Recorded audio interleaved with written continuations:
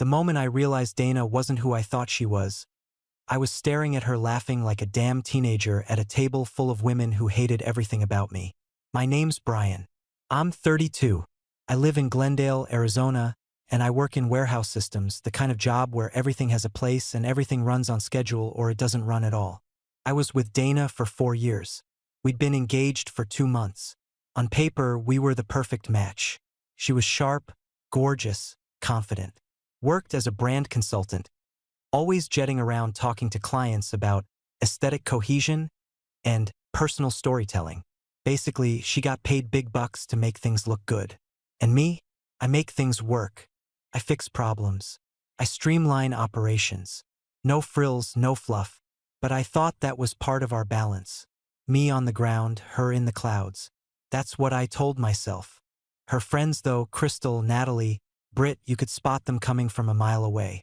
Loud, spray-tanned, glued-on lashes, handbags that probably cost more than my monthly rent. Every time I was around them, I could feel the judgment. Not open insults, just the sideways glances at my car, the way their eyes dropped to my watch like it personally offended them. Once, Crystal asked Dana if I always wore steel-toe boots on dates. Dana just laughed. I told myself they didn't matter. What mattered was her. She said she loved me, said I was solid, dependable, said she liked that I wasn't like all the guys her friends chased. And when she picked out her engagement ring, a 2-carat oval with a custom setting, I didn't blink. $14,500. No help from anyone. I saved for that ring while working overtime and skipping vacations. I thought I was investing in forever. And she loved that ring. Showed it off like it was a damn Oscar. But now, looking back, I don't think she ever loved the ring itself, just what it said about her. That she was wanted, chosen, elevated. She liked being able to flash it in photos, to wave it in front of her friends like proof she'd made it. The worst part is, I didn't see it coming. I thought we were solid. I thought I knew who she was. But the second that ring hit her finger, something changed. It wasn't a slow burn.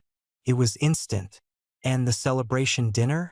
That's when it all really cracked open. We got to Mono just after 7. Place was ridiculous. Glass elevator, purple underlighting, walls of bamboo and backlit mirrors. You couldn't tell if you were in a restaurant or a music video. Dana grabbed my hand like a prop as we walked in, all smiles. "They're already here," she said, scanning the room like she was on a runway. Her voice had this edge to it, higher and more performative than usual. I didn't say anything, but I felt it. Something was already off. We turned the corner and there they were. Crystal, Natalie, and Britt, packed into a curved leather booth, shrieking over their own selfies. Empty martini glasses and cocktail menus were scattered all over the table. They saw Dana and let out a scream like we'd walked into a surprise party. Crystal stood up to hug her, wobbling in heels that looked like they'd snap in a strong breeze. "There's the bride-to-be," she said, then turned to me with a slow once-over. "Oh, hey." I nodded. "Hey." We sat down. Dana slid right in with them like it was some kind of reunion show. Her whole posture changed. She got louder, more animated. The Dana I knew was sarcastic, low-key. But here, she was tossing her head back laughing, throwing around phrases like, "iconic," and "I can't even. Let's get a round going," Natalie yelled. She was already halfway through something neon in a giant glass. The waiter came and it turned into a free-for-all. Crystal ordered 2 bottles of some imported white wine. Britt wanted a flight of sake. Dana asked for a lychee martini and some kind of elderflower cocktail. I just asked for a beer. "Really?" Crystal said, eyeing me.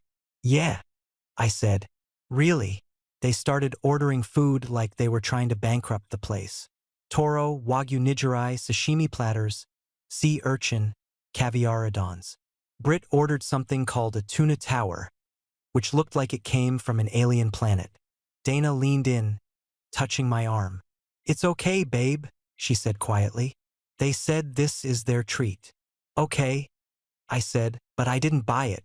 I kept my face still, but inside, the math wasn't adding up. Every time the waiter came back, they added more to the order. Another round. Another appetizer. Another bottle. They kept the flash going, snapping pics, tagging locations, fake laughing loud enough to pull eyes from the next table over. Dana wasn't even pretending to be subtle. She started mimicking their voices. The same fake giggle, the same yes queen nonsense I'd only ever heard her mock before. At one point, she clinked glasses with Crystal and said, I mean, if he wanted basic, he wouldn't be with me, right? They all laughed. I looked at her. She didn't even glance at me. I leaned back and took a slow sip of my beer. Warm now. The whole thing had a set-up feel to it, like I'd walked into a game and didn't know the rules. You're quiet, Britt said, leaning over. Her lip gloss caught the light like plastic wrap. Just enjoying the show, I said. Dana laughed again. A high, fake sound that didn't belong to her. He's just taking it all in. Don't worry, he can hang. I could feel it in my stomach. This wasn't about us. This wasn't a celebration. This was a performance. And I was the audience. But I stayed. I watched. I waited. Because sometimes the best way to see what someone's really about is to let them think you're not seeing anything at all. The plates were cleared.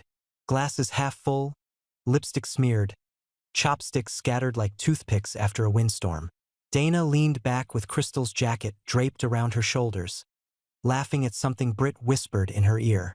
The check came quietly, one of those sleek black leather folders.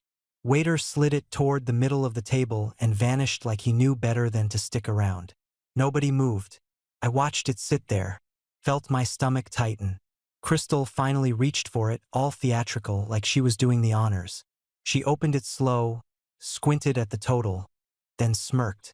Well, she said, dragging out the word. Then she turned toward me and slid the folder across the table. Let's see what you're made of, big guy. Natalie chimed in without missing a beat. We just want to know Dana's safe with someone who can provide. You get it. Britt made some humming noise and sipped what was left of her wine. I looked at Dana, right at her, waiting. She didn't stop them. Didn't say, hey, this isn't his tab. Didn't shut it down. She just grinned and said, I mean, sometimes a guy's gotta show appreciation, right? Like it was cute. Like this was all some fun little test and I should be flattered to play along. In that moment, something cracked. Not loud, not even painful, just final. I reached forward, opened the check. $832. For 4 of them. One of me. I looked at the number. Then I looked around the table. Crystal raised an eyebrow like she was waiting for me to fold. Natalie tilted her head, lips pursed. Dana? She was still smiling, like this was a damn reality show and I was supposed to perform. I nodded once. Calm. No sarcasm, no scene. Okay. Then I stood up. Dana's smile faltered. Wait, where? I walked straight to the bar. Waited behind a couple arguing over whose turn it was to pay. When the bartender got to me, I pointed at my glass.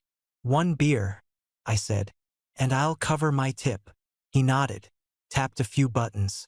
19 even. I slid a 20 across the counter. Keep the change. I didn't look back. Didn't say a word. Just walked toward the elevator while Dana's voice started rising behind me. Brian? Are you serious right now? Not my problem.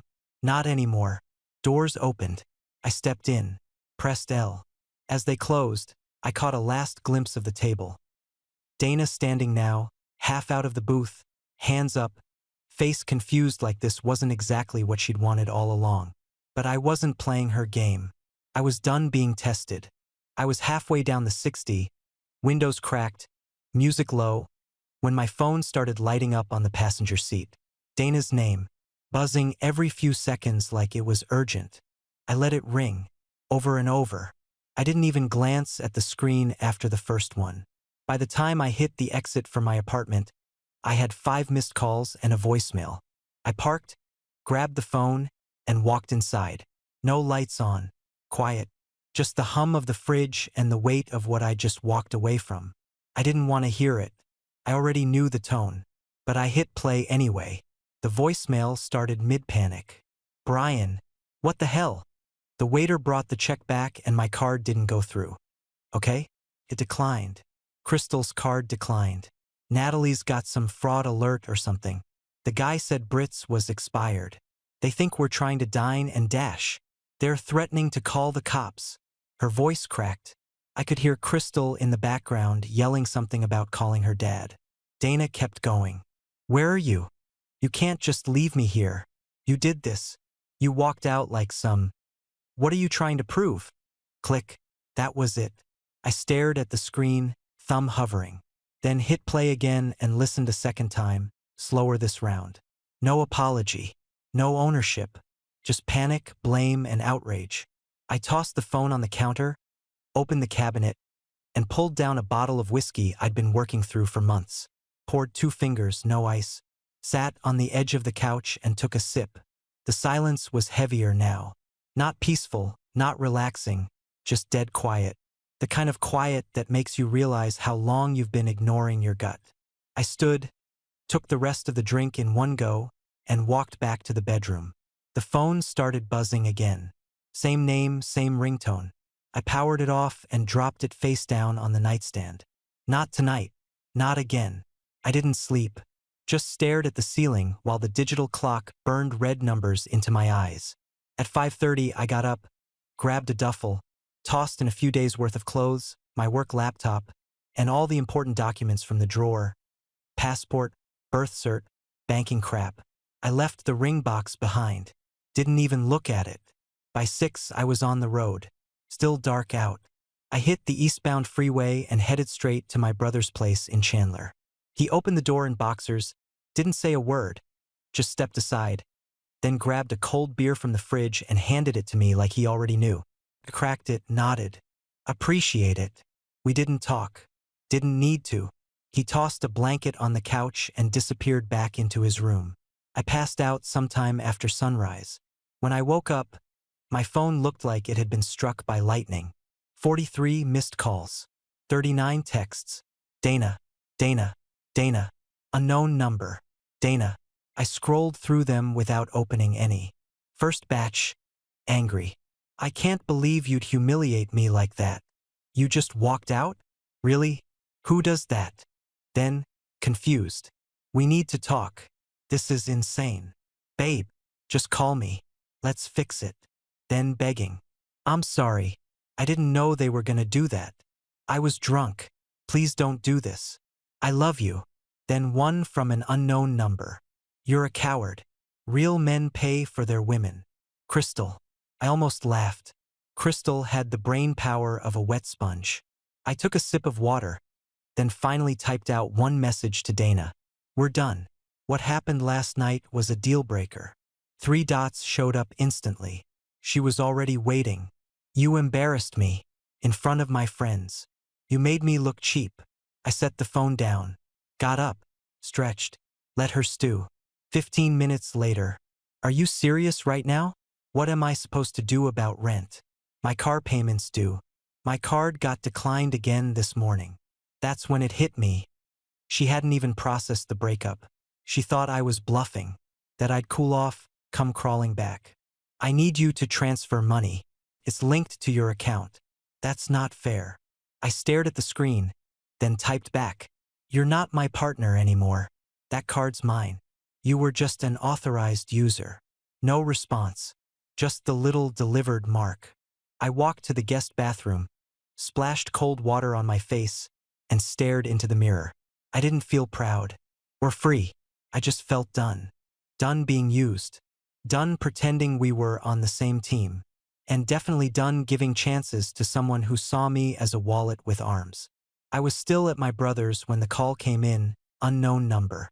I let it go to voicemail, but it rang again 30 seconds later. This time I picked up. Is this Brian Hastings? A voice asked. Male clipped. Official. Yeah, I said. This is Officer Medina with Glendale PD. I'm calling regarding a domestic dispute filed by a Dana Caldwell. She stated you locked her out of your shared residence and cut off her access to shared financial accounts. I almost laughed. She really told you we shared the place? I just need your side, he said. Is she listed on the lease? Nope. I'm the only one on it. Always have been. And the financial accounts? She was an authorized user on a credit card, not a co-owner. That card's mine. I shut it off after I ended the relationship. She has no legal claim to it. He paused. I could hear him typing. Okay, he said finally. Sounds like a civil matter. If she's not on the lease and there's no joint account, there's nothing we can enforce. Appreciate you checking, I said. She may still try to pursue it through small claims, he added. But that's not criminal. Yeah, let her. We hung up. I tossed the phone onto the couch cushion and cracked open a soda. The silence only lasted 10 minutes. Then my screen lit up with a new text from Dana. I'm keeping the ring. I deserve something after 4 years. I read it twice. Then I smiled. Not big, just enough. She'd finally handed me the silver bullet. I opened my Files app, pulled up the insurance documents, appraisal form, receipt, photos. All of it. Called the insurance company and asked to speak to a fraud adjuster. Yeah, I said when they picked up. I need to report a stolen engagement ring. I've got the original paperwork, the value, and a written admission from the person who took it. The guy on the other end perked up fast. Do you have that in writing? Text message. Timestamped. I can forward it along with my receipts and the police report I'm about to file. He didn't hesitate. Send it all.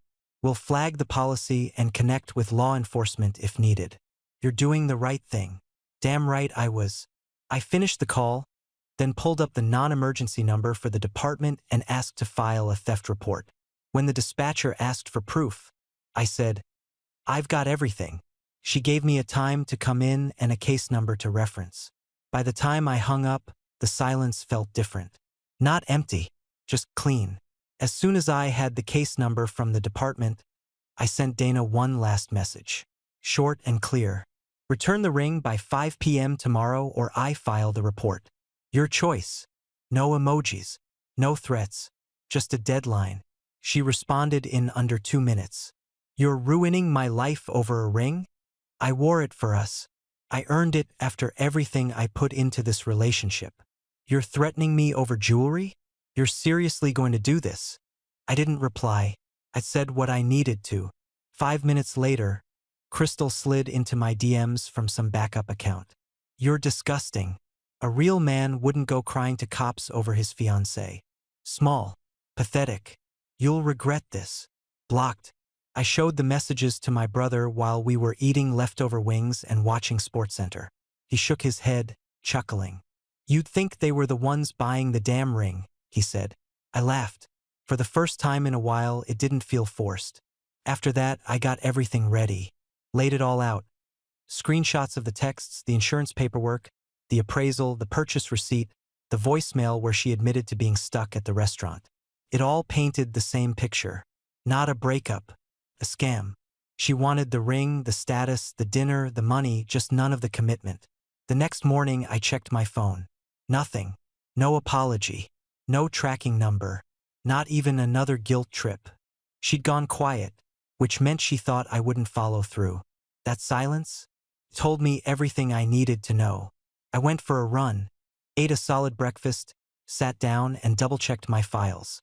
Made sure the folder was clean and complete, like I was getting ready for a presentation.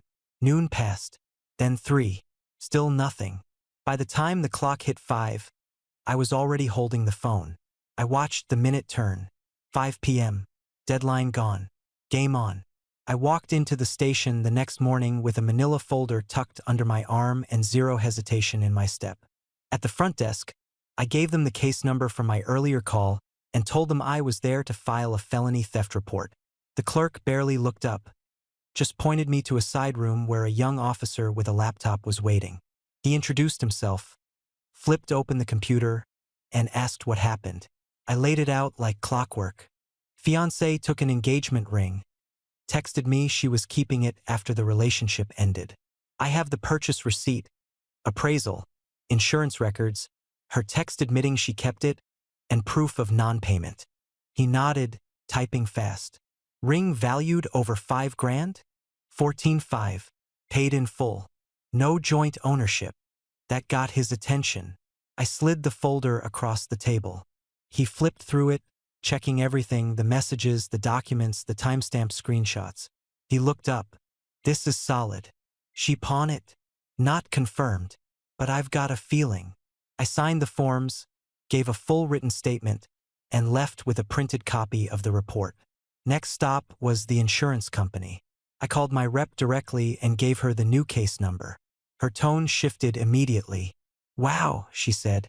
That's everything we need. Full paper trail, police involved, clear intent. This one's airtight. She asked me to scan and send the police report, then emailed me a release form. Said they'd get the fraud department looped in by that afternoon. Done and done. I grabbed lunch, went for a drive, and didn't think about Dana once the whole day. Monday came and went. Still no word. Not from her. Not from Crystal. No new fake numbers or sobbing voicemails.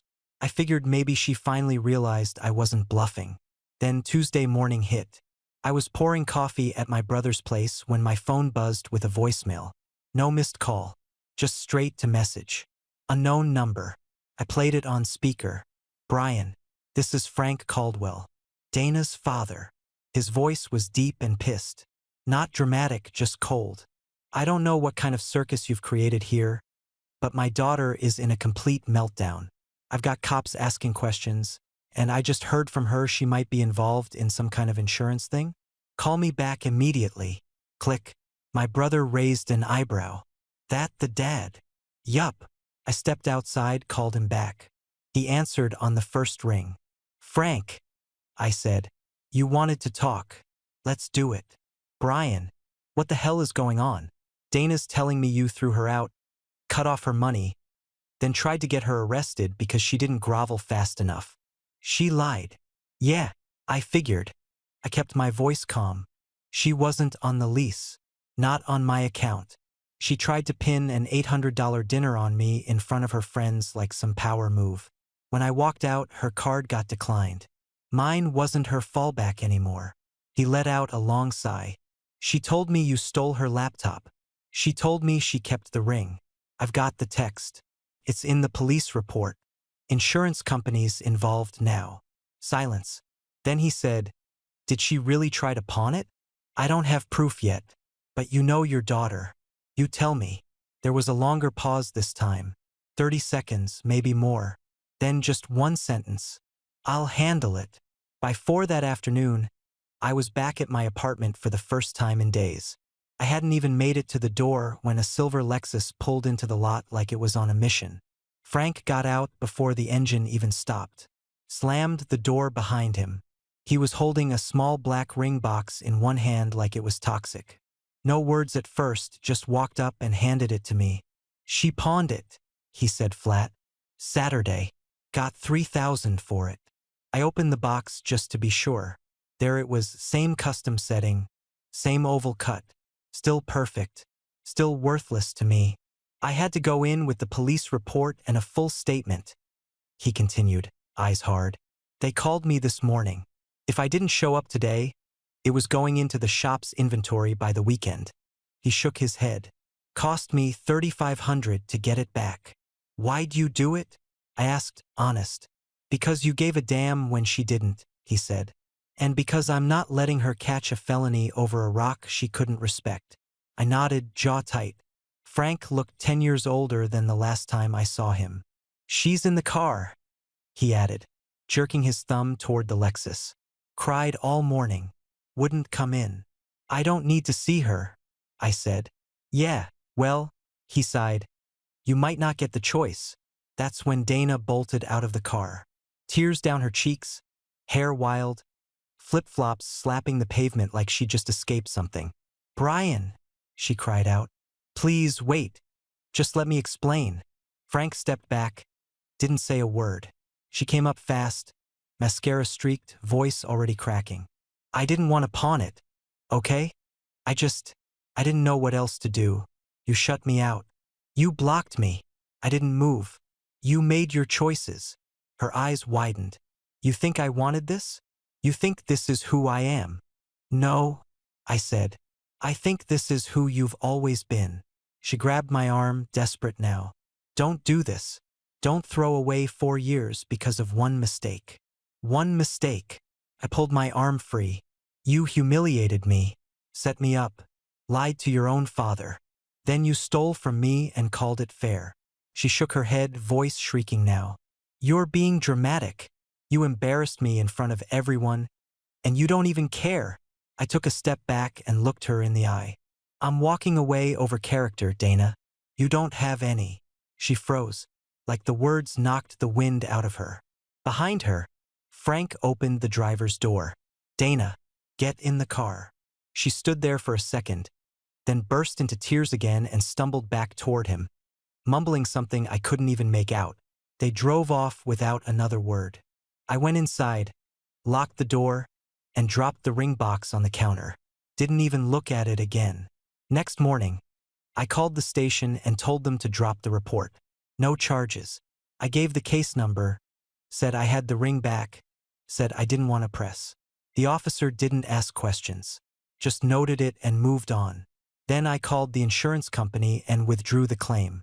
They thanked me for following through and confirmed they'd closed the file. I could hear the relief in the rep's voice. They knew it was a mess waiting to escalate. That afternoon, I texted Dana. Your stuff is boxed. Pick it up tomorrow at 3. Bring someone. She showed up right on time with her mom. No Frank. No makeup either, which was rare. I opened the door, didn't invite them in.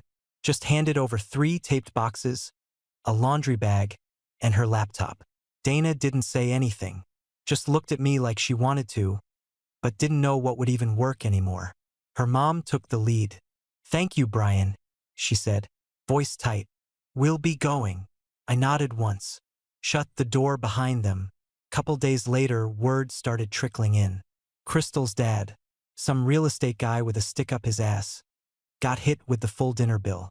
Turns out the restaurant kept a copy of the card used for the reservation and charged the backup on file. He flipped, cut Crystal off completely. No credit cards, no rent, no allowance. Last I heard, she was back in Scottsdale trying to sell designer purses on Facebook Marketplace. Natalie and Britt ghosted Crystal like the whole dinner never happened. Just disappeared. Guess fake loyalty folds fast when money's involved. As for Dana, her boss fired her that Monday. She missed 2 client meetings, and apparently it wasn't the first time. She sent me one last text a week later. Hope you're happy. You destroyed my life. I didn't respond. I've still got the ring. $14,500. Sitting in a box in my closet like a receipt from the dumbest purchase I've ever made. I'll sell it eventually. Take the loss. Probably get half, if that. But honestly, not a bad price for freedom. In the end, all it really cost me was $19 for a beer and a tip. And a whole mess I'll never step into again.